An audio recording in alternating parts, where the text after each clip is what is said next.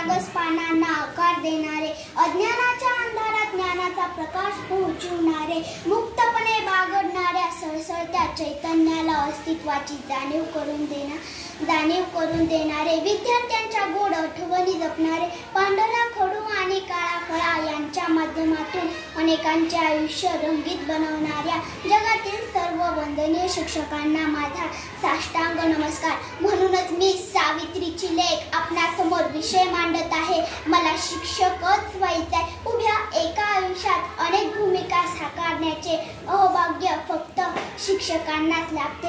मायेची ऊब देणारी आई, डोळ्यात धाग दाखवणारे बाबा, विद्यार्थ्यांचे मन व जखम यांच्यावर प्रथम उपचार करणारे डॉक्टर, आम्हाला स्वतःच्या पायावर उभे करणारे अभियंते, तर कधी कधी आमची चांगलीच मळणी करणारे शेतकरी सुद्धा. खरंच या सर्व भूमिका जगण्यासाठी मला शिक्षक व्हायचंय. कोरोनाच्या काळात अख्खं जग थांबलं होतं, पण आमचं शिक्षण थांबलं नव्हतं. ऑनलाईन शिक्षणाच्या माध्यमातून शिक्षकांनी ज्ञानाचा वारसा मात्र चालू ठेवला. ब्लॅकबोर्डचा प्रवास स्मार्ट बोर्डपर्यंत येऊन पोहोचला. नवसाक्षर अभियान, पोलिओ जनजागृती, जनगणना शाळा, बाह्य विद्यार्थी, राष्ट्रीय निवडणूक अधिकारी. खरंच या सर्व कामकाजात शिक्षणाचे महत्त्व खूप आहे.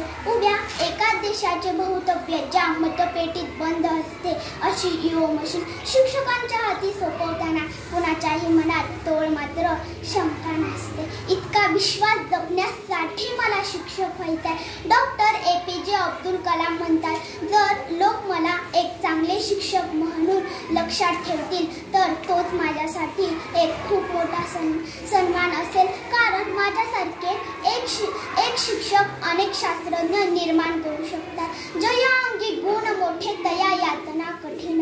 माँसाहेब जिजाऊ, छत्रपती शिवाजी महाराज, साने गुरुजी, सर्वपल्ली राधाकृष्ण यांचा ज्ञानदानाचा वसा आम्हाला पदरात घ्यायचा आहे आणि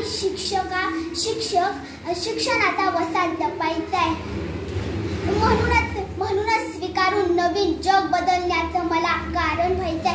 तसा बहरतो निसर्ग धारेने तशी विद्येची धार व्हायचंय. उद्याच्या भविष्यातील विश्वासाचा आधार व्हायचाय. होय, मला शिक्षकच व्हायचंय. धन्यवाद.